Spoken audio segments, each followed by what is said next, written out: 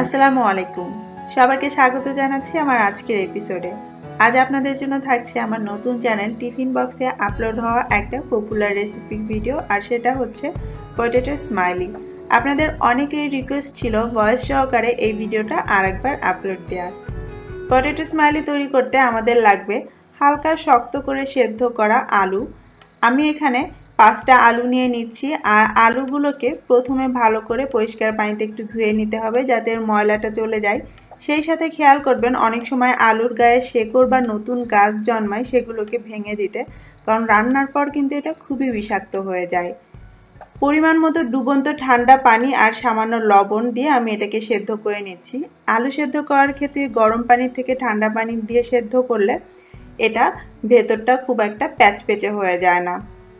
8 থেকে 10 মিনিট এভাবে ফুটন্ত পানিতে সেদ্ধ করার পর আলুগুলো আমি পানি থেকে তুলে নিচ্ছি।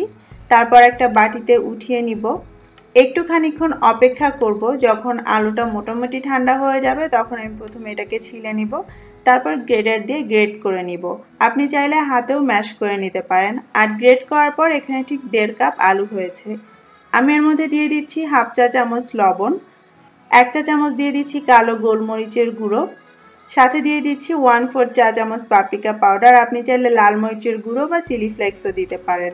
1/4 চামচ ভাজা জিরার গুঁড়ো, আর দিয়ে দিচ্ছি 2 টেবিল চামচ কর্নফ্লাওয়ার, আর সাথে 1/3 কাপ ব্রেড ক্রাম্ব। এই দুটো দিতে হবে বাইন্ডিংয়ের জন্য এবং যাতে এটা নন স্টিকি একটা ডো তৈরি হয় সেজন্য। সব কিছু একসঙ্গে ভালো করে আমি মেখে নিলাম, আর মাখানোর পরে এটা একটা সেমি সফট আর একেবারেই ননস্টিকি ডো তৈরি হয়েছে। দেখতেই পাচ্ছেন হাতের সঙ্গে কিন্তু লেগে যাচ্ছে না।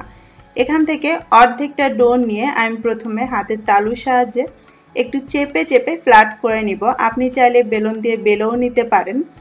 আর ওপরটা যাতে খুব সুন্দর স্মুথ হয় এজন্য হাতে অল্প একটু আমি তেল মেখে নিচ্ছি, আর ওপরটা এভাবে সমান করে দিচ্ছি। খুব বেশি পাতলা করতে হবে না, আধা ইঞ্চির মতো মোটা করে এটাকে ফ্ল্যাট করে নিতে হবে। তারপর একটা কুকি কাটার দিয়ে আমি এভাবে গোল করে কেটে নিচ্ছি। আপনি চাইলে যে কোনো গ্লাস বা কৌটার মুখ দিয়েও এভাবে কেটে নিতে পারেন। বাড়তি অংশটা আমি উঠিয়ে নিচ্ছি। এগুলো দিয়ে আবারও আমি এইভাবে বেলে কেটে নিব।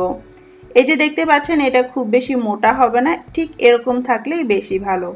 এবার স্মাইলি চোখ দুটো বানানোর জন্য আমি একটা স্ট্র ব্যবহার করছি, যেটা দিয়ে আমরা জুস খেয়ে থাকি। আর চোখ দুটোকে বেশ গভীরভাবে এপিট ওপিট করে এইভাবে ছিদ্র করে দিতে হবে, না হলে ভাজার পর কিন্তু এটা অনেকটাই ছোট হয়ে যাবে। আর হাসিটা দেওয়ার জন্য একটা সুপের চামচ ব্যবহার করছি।